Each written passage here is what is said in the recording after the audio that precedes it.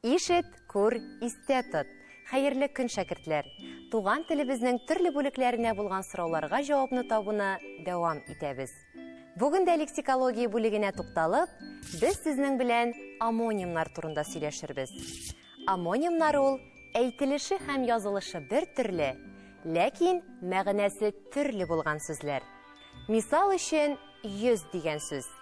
Әлеге сүзне без елгада йөзү, кешенең бите һәм 100 сум акча дип аңлата алабыз. Һәм язу сүзе.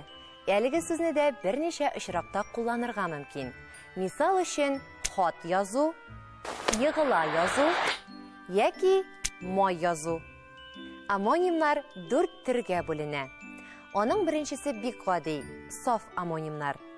Икенчесе исә амофоннар. Биредә исә безнең әйтелеш бер төрле, ә язылыш икенче төрле. Мисал өчен, картаю сүзе. Әлеге сүзне әйткәндә без бер төрле ишетәбез, ләкин язганда ике төрле языла. Беренче ысулда ул кушылып языла, картаю, ә икенче очракта карт аю дип языла. Өченче төр амографлар. Биредә безнең язылыш бер төрле, ә әйтелеш төрле була.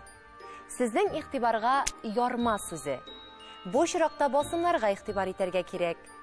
Ярма, мисал өчен утынны ярма. Ә икенче очракта ярма, мисал өчен чиби ярмасы. Һәм инде 4нче төр ул амоформалар.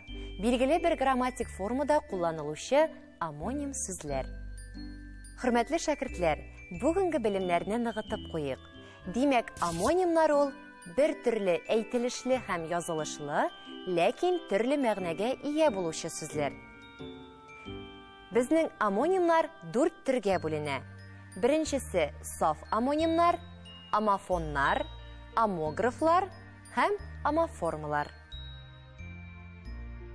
Хәзер инде иешенә күчик. Экранда булган сүзләрне амонимнарның 4 төркеменә дөрес итеп куеп язарга кирәк. Иң беренче булып дөрес җавапны җибәргән шәкерт Шаян шәкерт исеменә лаек булачак.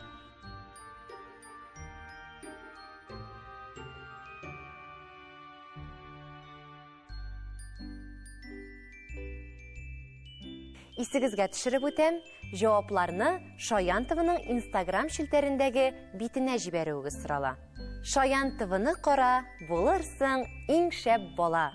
Хөрмәтле шәкертләр, шәп бала булудан кала белемле дә булыйк. Киләсе очрашуга кадәр сау булыгыз.